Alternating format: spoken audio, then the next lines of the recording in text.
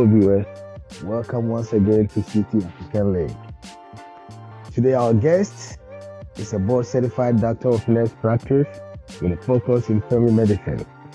He received his clinical training at Yale University and Massachusetts General Hospital Institute of Health Professions, graduating with a master's degree in nursing and doctorate of nurse practice, respectively. Prior to his graduate degree at Yale, he obtained a master's degree in international studies from the University of Connecticut, Yukon, and a bachelor's degree in political science from the University of Ghana, Lagos. He also holds a certificate in health economics from Harvard University Online. Clinical focus is in family medicine and helping those with chronic and acute illnesses. He has also received training in management and treatment of cardiac-related diseases. US, let's welcome Dr. Isaac Ochiri Ampofo. You are welcome, Doctor. Thank you. And Doctor is also an entrepreneur and a CEO of AMP Group of Companies. Wow, that's a big achievement, Doctor. Yeah. Doctor, can you tell us a little bit about your background and who you are? Well, thank you very much. And I am very grateful that you have me on your program this evening. I follow you guys very closely on YouTube. And when I say you guys, I'm referring to CT Africa Link. You guys are doing a tremendous job with getting people, from our communities, interacting with them and interviewing them to find out exactly what they're doing and what is pushing them to get to where they are. So a little bit about myself. I am originally from Ghana. I was born and bred in Ghana. I moved to the US in 2010 and met my wife here. We have 4 little children. Primarily, my objective is to be a good father to my children and to ensure that I'm able to take care of my family. So that is going to be the little I can say about myself. Thank you, Doctor. Doctor, I'm also aware that you're a successful entrepreneur. Tell us about what you do for business.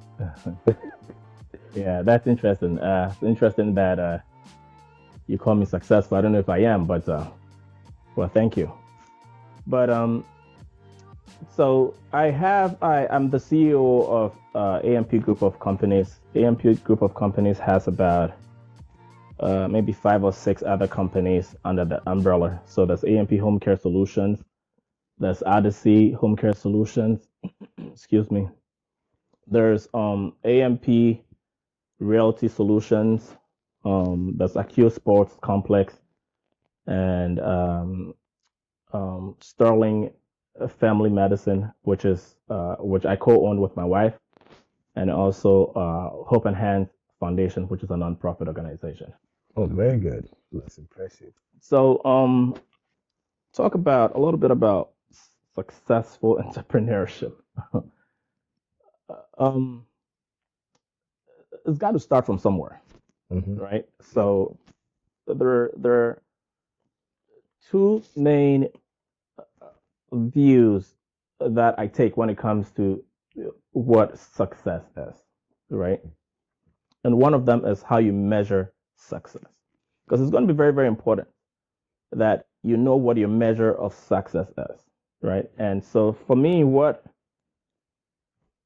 makes me feel that I succeed in something is when I'm able to move from one level to another. All right. So I try to bring success as low as possible so that it becomes attainable. All right. So that is my number one objective of what success is. And number 2 is success got to happen from an input. In other words, you have to think about what success is, what you want to achieve in being successful, and implement whatever dream or desire you have to get to that point. Oh, that's great. That's great, Doctor. As you all heard, you migrated from Ghana to the United States. Starting a business in the US, especially as an immigrant entrepreneur, often comes with unique challenges. What were some of the biggest obstacles you faced when establishing AMP group of companies, and how did you overcome them? So everyone's story for how they started a business may be unique to their own ways, right? But for me, what I found as an obstacle, perhaps I still find as an obstacle, it's overcoming self.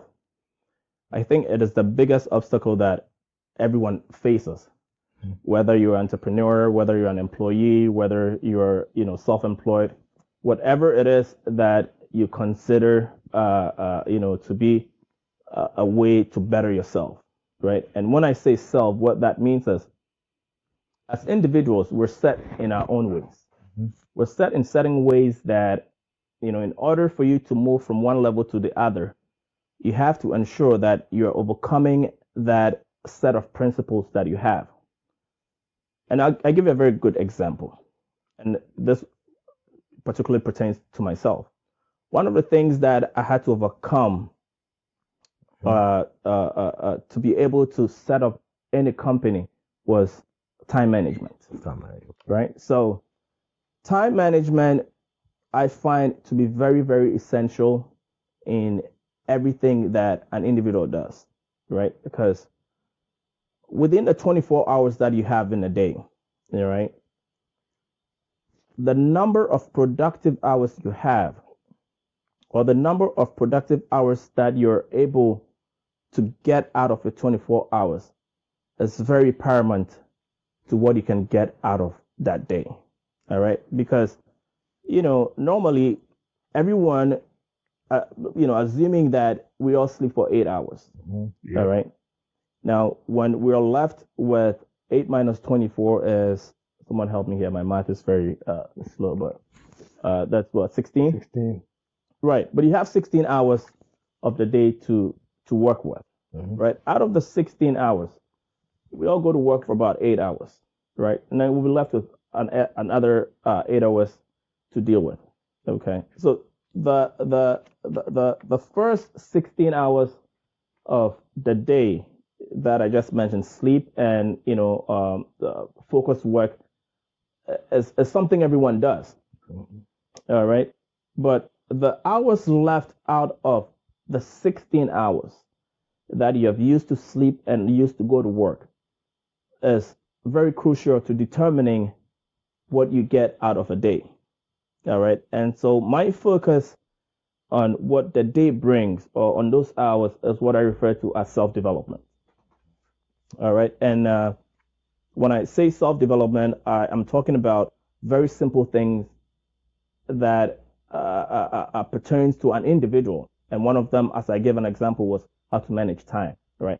I mean, so I can go on and on with how to break down the 24 hours to ensure that you're successful and using your hours profitably. But perhaps we can leave that for another day. But I guess in a nutshell, to answer your question, if there were any setbacks or any difficulties that I faced trying to establish a business in the United States, it was trying to overcome some of the basic, some of the basic principles that I had that I felt needed to be altered in some way to help me get to where I wanted to go. All right. Thank you very much, Doctor, for that explanation. As you mentioned, you own AMP Healthcare Solutions, and viewers may ask, what is AMP, and what do you actually do at AMP? So AMP Home Care. So I guess you're referring to the home care company. Yes. Yes. Anyway, so under the umbrella AMP Home Care, AMP group of companies, AMP Home Care Solutions is the biggest of all the companies, and AMP Home Care focuses on elderly care. Basically, it is what we do is home care that focuses on companion and homemaker. In other words, it is not a skilled nursing home care facility. So basically, what we do is we go into the homes of the elderly and homes referring to any type of residence, right? Helping the elderly out, ensuring that they're able to achieve the basic needs that they're not able to provide themselves, such as their ADLs, activities of daily living. Okay. So we send individuals in to help with some of their daily living activities and ensure that they live in the comfort of their own instead of being sent to the state facilities to be cared for. Okay, so when you say you send individuals to the clients or patients' homes, are they trained nurses or trained CNAs? Can you elaborate on that for us? Right. So what we do is we do use some CNAs and we do use home health aides. Some of the staff we have are trained CNAs, Okay. but as I clearly said, we do not do any skilled nursing when we go into our client's home. So what we help them do is the activities of daily living. Examples would be running errands for them, meal preparation at home, some light house cleaning and stuff like that. Companionship. Exactly. Okay. Right. Thank you for that. And entrepreneurship often requires a blend of vision, resilience, and leadership. In your opinion, what qualities do you think are most essential for someone looking to succeed in this business world? So that's a very good question, and your question sort of touches on the some of the important qualities and attributes one must have: resilience, vision, and stuff like that, right? So, as I rightly said when we started, it's got to start from somewhere, all right, and that is where the vision comes in, right? Now, when you start from somewhere, you know where you want to get to, all right. So you always have to have a broader picture of what it could look in future for yourself, right? But that also comes with a lot of challenges, and that is where the resilience comes in, right? Because whilst you said a lot of people have dreams, I believe we all have dreams, we all have aspirations, and we all want to make ourselves better, get somewhere, right? But it comes with a lot of challenges, and especially in this part of the world, some of the challenges sometimes could be overwhelming. And I have seen a lot of people who start with very perfect dreams and eventually will find themselves derailed of the path to get into where they really want to get to because of some difficulties. Now, again, it also depends on how you look at what difficulties are, right? Because the way I look at difficulties when it comes to entrepreneurship and in the business world is when you view them as hurdles that you need to jump over, right? And also help you to get to the next point, it is a motivating factor. All right. Okay. Sometimes, I've said this before, and someone said to me, "It is easier said than done," and I totally understand that. Right? It is not always as easy as it is, but as many as you may fall, or as many as you may be derailed of your dreams, get up and keep the desire going, right? Because so when you try one thing and it doesn't work for you, you always have a chance to try to modify it. You always have a chance to try to make it better for yourself and to get to where you want to get with your dreams. Okay, thank you. And I'm also well informed that apart from business and then being a healthcare professional, you are also a founder of a non-profit organization. Can you tell us a little bit more about that? Yeah, sure. So, yeah, I guess let me, that's a good question to give me an opportunity to perhaps, talk about how I got into healthcare to begin with, right? Okay, yep. So when I moved from Ghana to the United States, I was lucky to come in with a bachelor's degree from the University of Ghana, right, where I proudly studied political science and French. Good. Then when I got here, I enrolled at University of Connecticut to study international studies and management of profit and non-profit organizations. Now, as part of my my master's. So that was a master's program, and as part of my thesis for that program, I had to do a research study, right? So at the time, I had no science or healthcare background. My project that I chose to research in was in maternal health.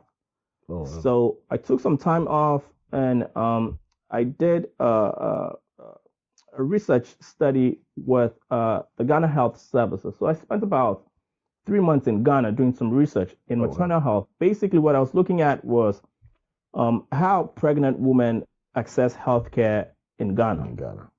All right. And, the project was very successful. And I came up with a lot of findings. One of the findings for my project was the lack of healthcare personnel, amongst others. There are so many, there was a plethora of findings, right? But the lack of healthcare personnel in Ghana is something that touched my heart. And so when I came back and presented my project, excuse me, I remember, whilst I was presenting it, one of the panel asked me, after congratulating me on doing a good job, asked me what I thought I could do to improve or help with healthcare in Ghana. So I said, well, perhaps, uh, at that point, I think my answer to them was, well, I don't know. I feel that, I'm in a field which is not directly connected to healthcare. Healthcare, yep. So my hands are tied and I may not be able to help in any ways. Yep. So perhaps, one of the things that I said I was going to do was advocacy, which is great, right? To advocate to ensure that there are better healthcare policies and stuff like that. But again, I started thinking a little deeper and said, well, if there's lack of healthcare personnel, perhaps one of the ways that I can directly help and impact the lives of individuals in Ghana, and not only in Ghana, in other underserved communities, Yeah. is consider a career in healthcare. All right, so that got me thinking. That really got me thinking, and I considered to go back to school. For healthcare? That's right. Yeah. Oh, So wow. it was a drastic move. Yeah, Because it was not going to be easy. Unfortunately, I had no science background. Not even through my high school levels did I read science. Apart from the general science that we all read from school. So I said I'll give it a shot. And so I put in an application to. I looked through some schools and I saw that Yale University had a program that I felt I could give it a shot. So when I applied to Yale, it was a program that was accepting students who did not necessarily had elaborate science background, right? But they were looking at other attributes. So I gave it a shot. I was very fortunate. I got into Yale, and I studied. I did so. I went to Yale and then I got a nursing degree. And I also got a master's in nursing from Yale. And then from there, I went to Massachusetts Institute of Health Professions to get my doctorate in nursing. Wow. Right. Now, to answer your question, I know I talked a lot about this, but I needed to establish a background. Oh no, yes, right? Because that was a very big move. Exactly. That was a very So big transition. once I got that done, right, I looked into the business aspects of healthcare. So I went to Harvard to get a certificate in health economics to help me, set up a healthcare institution and manage it well. But I reminded myself that the reason for getting into healthcare was to make an impact in the lives of people in the underserved areas. So quickly, I had that at the back of my head all the time. So in 2019, I went to Ghana on vacation, and whilst just being in my local community, I met a group of kids playing. I noticed one of them had a defect on one of his limbs. So I got closer. I got to know them. I brought them to their house. I met with their parents, and we started talking. I felt this was an opportunity for me to make a difference in the life of someone that I had met. So that is how Hope and Hands started. So I took this little boy upon myself, and I said to myself that I was going to help improve his quality of life. When I interacted with a little boy, it is amazing that even though it was apparent, when he took a step that he was missing one limb, Oh, he felt everything was okay with him, right? And so that also influenced the name for my nonprofit organization, Hope and Hands, because at that point I realized that people in that part of the world, even as poor as they are still hopeful.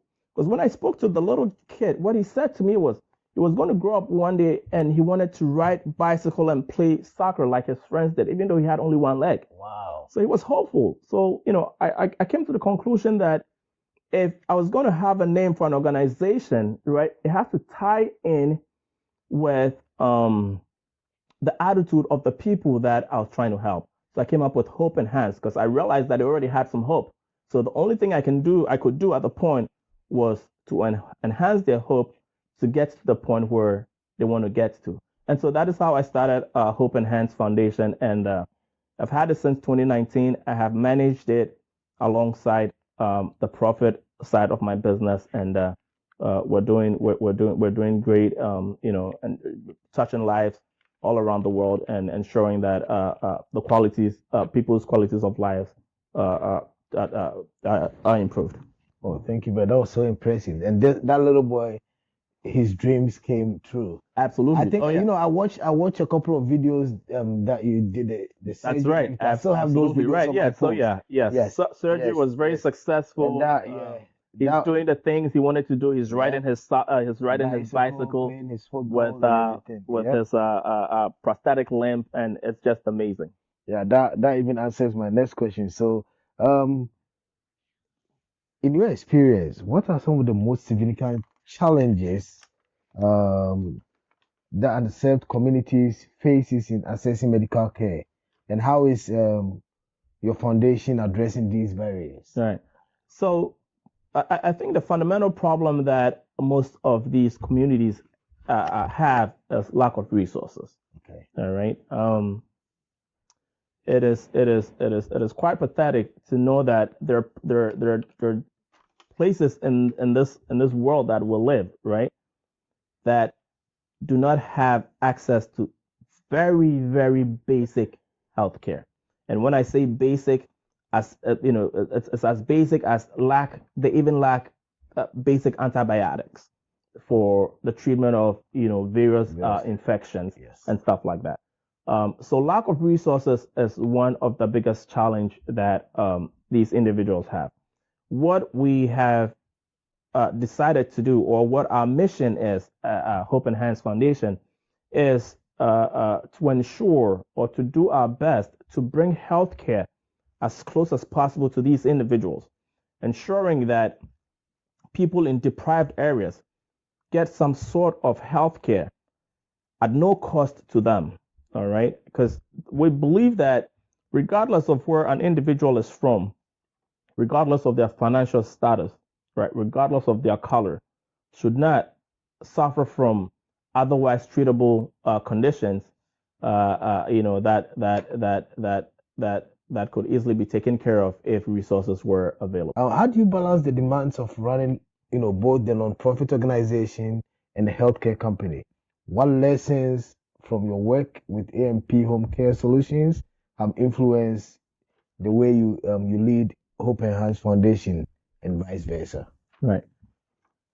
I guess there isn't much of a difference between managing a profit venture versus a non-profit organization, right?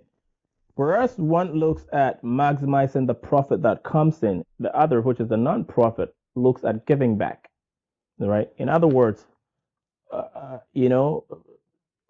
put it in plain terms, I work hard with AMP Home Care Solutions, try to make some money for myself, take care of my family. But when I have some money, Mhm. I push some to Hope and Hands Foundation, right? Okay. And I cannot claim success for Hope Enhanced getting to where it is all by myself, because I have a lot of partners who have contributed in diverse ways, and I want to use your platform also to give a big shout out to everyone who has made contributions to Hope Enhanced Foundation. We have an upcoming project right now, which is happening on the 2nd of November, and we've been inundated with the amount of support we've received around the world so far. That's You know, very I good. can I can mention names and organizations who have pledged, and some have already made donations to us, and it is just amazing how much we've received. And I think CT African Link is also going to chip in to support this foundation. That's right. We're waiting All for right, you. all We're right. waiting for you. So, Doc, viewers, before we leave, Doc, thank you for your time. And before I let you off, we all know tomorrow is your birthday. Happy birthday in advance, Yeah, right? thank you very much. So, Thank you very much. how are you planning to celebrate your birthday? That's this special day. Right, right. Well, that's great. So yeah, so all celebrations for tomorrow. Well, I'm sure I'm going to do something very little with the family here and there. You know, the kids are going to sing happy birthday. But major celebrations for the birthday for tomorrow has been deferred to November 2nd. Okay. And it's happening at Pramkuma, where we're having an outreach program. From Kuma From Kuma, it's in Ghana, and it's in the eastern region of Ghana. Okay. It's a very small village, and so we have a project coming up on the 2nd, and we are going to be massively there touching lives of individuals, and it's going to be Prankuma and all the surrounding villages around there. So we have advertised, we have announced our presence. People are going to come from far and near to receive free medical attention. And so this is where the celebration is going to happen. Apart from the medical attention that we're going to give out to people, we're giving out goodies. We're actually going to feed over 500 people, and this is where I'm going to cut my cake. That's So impressive. this is how I chose to celebrate my birthday that's this year, impressive. and I You pray that sharing- God sees. Yeah, you sees us sharing through. your joy with the, as I Absolutely. would say, like the underprivileged. Listen, So- I think we all have, and before I get off, I just want to make the statement that we all have a responsibility, right, to ensure that the underprivileged and people who lack resources in our communities are taken care of, right? Good. Yeah, that's If good. the measure of our success remain in our bank accounts, all right, or the balances in our bank accounts, and also the laurels and plaques that we hang on our walls from achievements from schools and organizations, and we forget about the poor people, we become morally derelict. All right, we have a responsibility. It's a social responsibility. We may not be able to do it all, but we got to start from somewhere, right? We have a social responsibility to ensure that our neighbor, the next person next to us, right, has resources, basic resources, as much as we can give to ensure that their lives is of quality, just as we also enjoy it. This brings to mind your quotation in the Bible that I always witness when you meet people, your workers, or those who work for you, your team members. Right. The Good Samaritan story. There you go. Yeah, that's right. That's your favorite That's story right. in the Bible. I know that. So Absolutely. before you go, we'll give you the chance to, give us how people can donate to support, your contact in any ways that they can donate to Right. Hope Enhanced Foundation. All right, great. Thank you very much. So what I'll also do was, once we're done with this, I'm going to share a link with you that you can put up on your social media platform, where viewers can go and just click a link to go into payment options. But if you go to our website, hopeenhancedfoundation.com, there's also a donation button that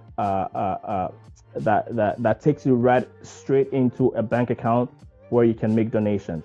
So we have bank accounts set in Ghana, bank accounts in the United States, and bank accounts in Europe, in the UK, precisely, where you can make you can make your donations. And also, I just want to chip in that every donation that you make to Hope Enhanced Foundation is a tax deductible to you.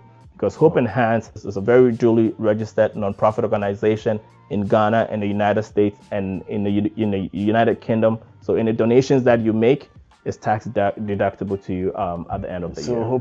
So Hope Enhance Foundation is international. There Thank you you go. very much for your time today being in CT Africa Studios. Viewers, this is where we bring our conversation to today, and the personality today, as you know, is our own Dr. Isaac Ochi Ampofo. Don't forget to follow us on Instagram, on YouTube at CT Africa Link. Thank you.